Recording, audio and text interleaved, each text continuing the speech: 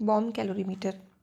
Bomb calorimeter क्या होता है, जिसमें हम क्या करते हैं कि सॉलिड और लिक्विड फ्यूल की कैलोरीफिक वैल्यू को फाइंड आउट करते हैं। बॉम्ब कैलोरीमीटर में हम क्या करते हैं, किसी भी सॉलिड और लिक्विड फ्यूल की कैलोरीफिक वैल्यू क्या होती है, जब भी किसी फ्यूल का कंबशन कराते हैं तो कितने अमाउंट में हीट प्रोड्यूस्ड हुई है। तो बॉम्ब कैलोरीमीटर सबसे पहले किसके लिए यूज़ किया जाता है, सॉलिड और लिक्विड फ्यूल की कैलोरीफिक वैल्यू को फाइंड आउट करने के लिए हम यूज़ करते हैं बॉम्ब कैलोरीमीटर को।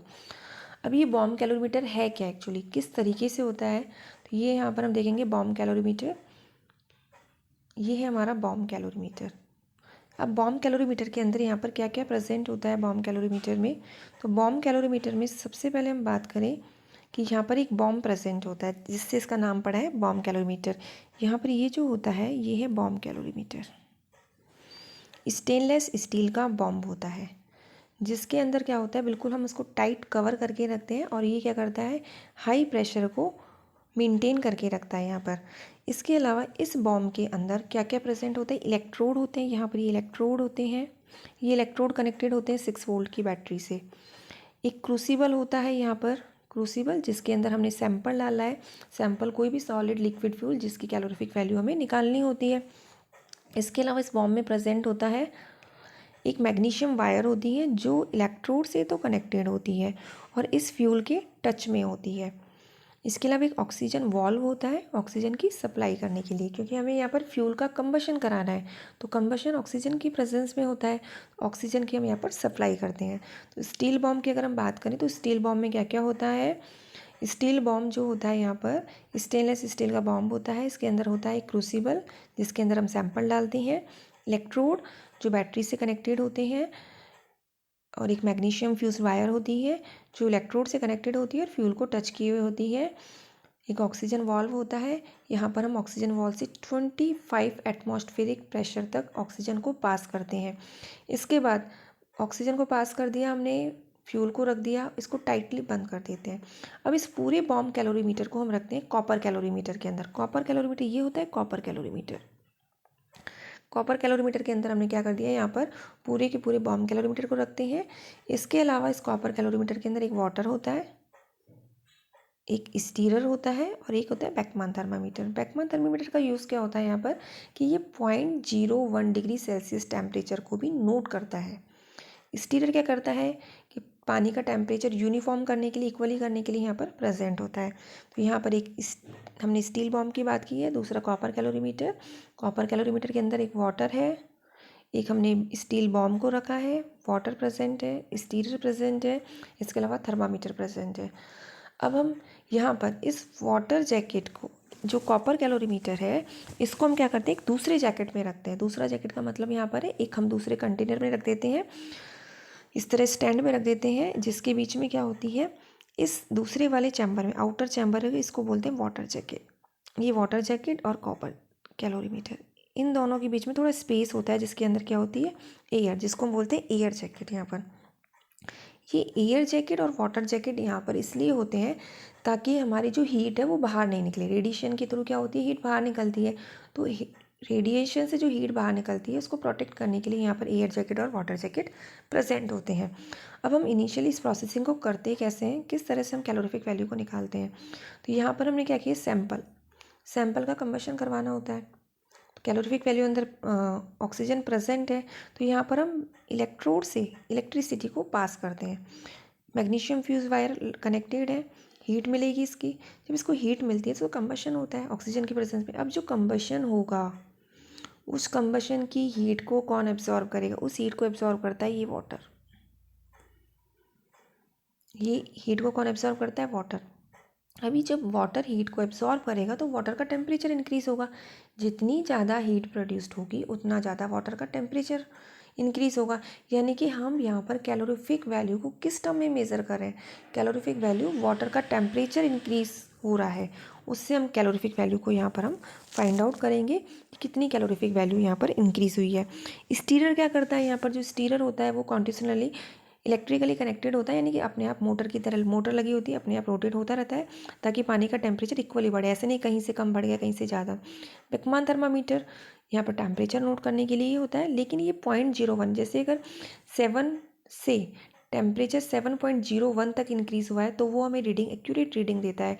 लेकिन बाकी जो अदर थर्मामीटर होते हैं वो एग्जैक्ट इतना माइनर डिफरेंस नहीं बताते हमें। तो माइनर डिफरेंस ये यहाँ पर कौन बताता है? Beckmann thermometer. तो यहाँ पर इस तरीके से हम क्या करते हैं, कैलोरीफिक वैल्यू को फाइंड आउट करते हैं, वाटर का टेम्परेचर इंक्रीज़ कितना हुआ है उसके बिहाफ पर। अब यहाँ पर कंस्ट्रक्शन की बात हो गई कि क्या क्या प्रेजेंट होता है। एक स्टेनलेस स्टील बॉम्ब होता है जिसके अंदर क्रूसिबल होता है, क्रूसिबल के अंदर सैंपल होता है। इसके अलावा इलेक्ट्रोड होते हैं, ऑक्सीजन वॉल्व होती हैं, इलेक्ट्रोड बैटरी से कनेक्टेड होता है। स्टील बॉम्ब होता है जो कॉपर कैलोरीमीटर के अंदर प्रेजेंट होता है। जो कॉपर कैलोरीमीटर होता है इसके अंदर वाटर होता है, बेकमैन थर्मामीटर होता है, स्टीरर होता है। ये जो कॉपर कैलोरीमीटर होता है इसके बाहर एयर जैकेट होता है और वाटर जैकेट होता है ताकि हीट रेडिएशन से बाहर री-रेडिएट ना हो। This one is the construction of bomb calorimeter, what is the present in bomb calorimeter. अब इसकी वर्किंग की बात करें, अगर वर्किंग के पॉइंट्स देखिए तो वर्किंग में हम क्या करते हैं, यहाँ पर सबसे पहले क्या करते हैं, जिस भी सैंपल का हमें यहाँ पर कंबशन करवाना है, जिस भी सैंपल की कैलोरीफिक वैल्यू को हमें यहाँ पर क्या करना है, फाइंड आउट करना है, उस सैंपल को लेते हैं, इसका नोन अमाउंट यानी कि कितना वेट हमने 1 kg 2 kg जितना भी अमाउंट लिया उसका हम अमाउंट उसके अंदर डाल देते हैं। ये जो क्रूसिबल होता है ये निकल का होता है, ये स्टेनलेस स्टील का। अब ये जो होता है ये कनेक्टेड होता है प्लेटिनम मैग्नीशियम वायर। एक प्लेटिनम मैग्नीशियम वायर होती है जो इलेक्ट्रोड से कनेक्टेड होती है और फ्यूल को टच किए होती हैं। क्योंकि किसी भी फ्यूल का कंबशन करना होता है तो हमें प्री हीट थोड़ी बहुत हीट देनी पड़ती है।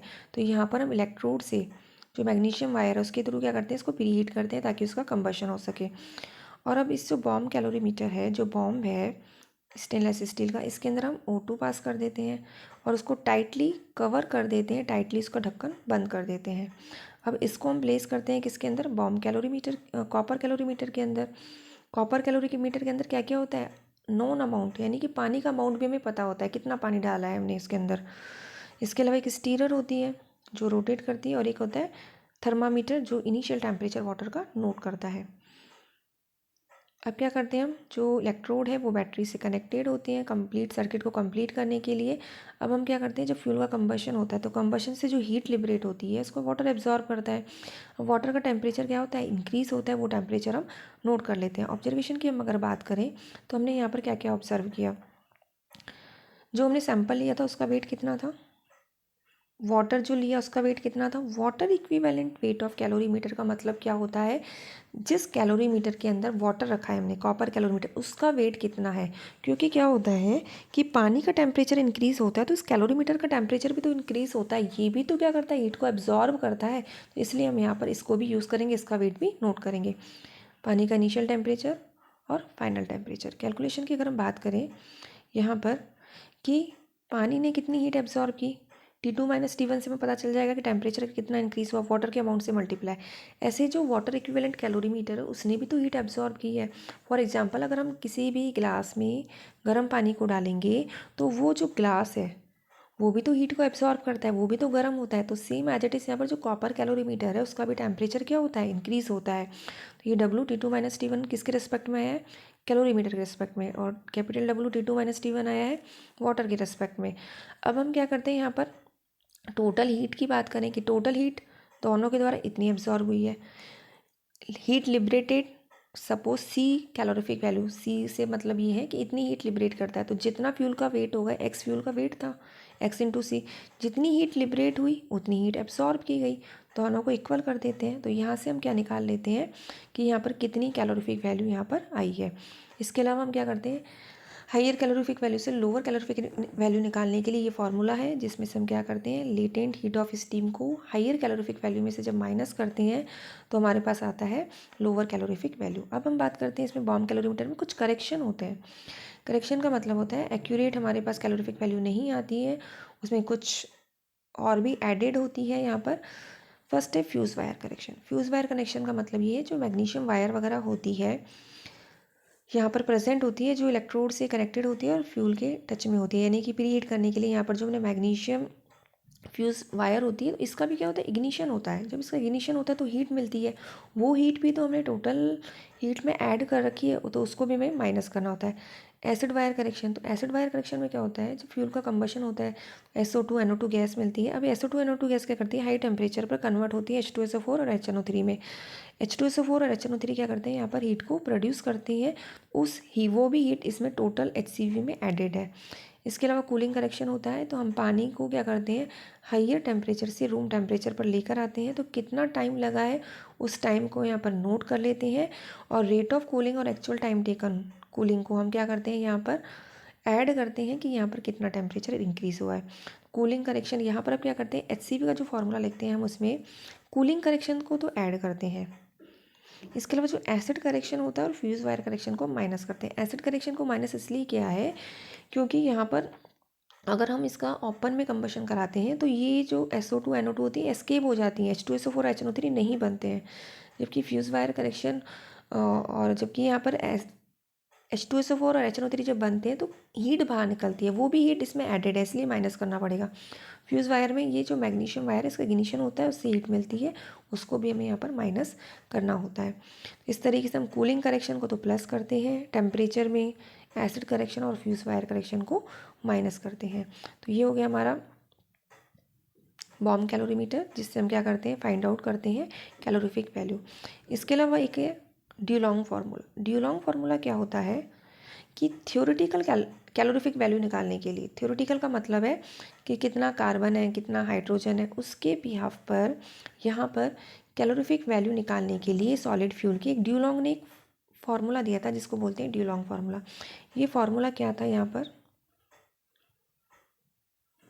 HCV बराबर 1/100 8080 C 34,500 H minus O/8 plus 2,240 S sulphur. ये कार्बन, हाइड्रोजन, ऑक्सीजन और सल्फ़र, ये फार्मूला दिया था ड्यूलॉन्ग ने HCV निकालने के लिए। अब यहाँ पर ये कार्बन, हाइड्रोजन, ऑक्सीजन और सल्फ़र से मतलब क्या, इनका परसेंटेज किसी भी फ्यूल में कितना परसेंट है। जैसे कार्बन का अगर हम बात करें 97%, तो यहाँ पर कार्बन का परसेंट है तो 97, कार्बन की जगह क्या लिखेंगे हम, 97। इसके अलावा जैसे अगर हाइड्रोजन का गिवन है 2%, तो 2 लिखेंगे यहाँ पर। O/8 क्या है, यहाँ पर माइनस क्यों किया है हमने, हाइड्रोजन के परसेंट में से O/8। एक्चुअली क्या होता है, हम ये मानते हैं कि जो हाइड्रोजन होती है वो प्रेजेंट होती है यहाँ पर वाटर में। जो हाइड्रोजन है वो किस में होती है, वाटर में भी होती है। तो हाइड्रोजन का कुछ पार्ट O2 के साथ रिएक्शन करके वाटर बनाता है। वाटर तो कैलोरीफिक वैल्यू के लिए रिस्पॉन्सिबल नहीं होता, ओनली हाइड्रोजन रिस्पॉन्सिबल होती है। तो वाटर का अगर 90% हाइड्रोजन है तो 90 में से कुछ हाइड्रोजन वाटर की फॉर्म में है, H2O में है हाइड्रोजन, तो उसको हमें माइनस करना होता है। तो एक पार्ट हाइड्रोजन का 8 पार्ट ऑक्सीजन से क्या होता है, जुड़ा हुआ होता है। एक पार्ट 8 पार्ट से कनेक्ट होकर क्या बनाता है, यहाँ पर वाटर बनाता है। तो इसलिए हम क्या करते हैं, यहाँ पर O/8 करते हैं कैलोरीफिक वैल्यू निकालने के लिए। HCV से LCV निकालते हैं, कैसे निकालते हैं HCV से LCV, वही फार्मूला, लेटेंट हीट को माइनस कर देते हैं। तो यहाँ पर आता है हमारे पास कि कितनी लोअर कैलोरीफिक वैल्यू थी। तो ये हो गया हमारा ड्यूलॉन्ग फार्मूला, सिंपल है, डायरेक्ट हमें यहाँ पर कार्बन, हाइड्रोजन, ऑक्सीजन का परसेंटेज लिखना होता है।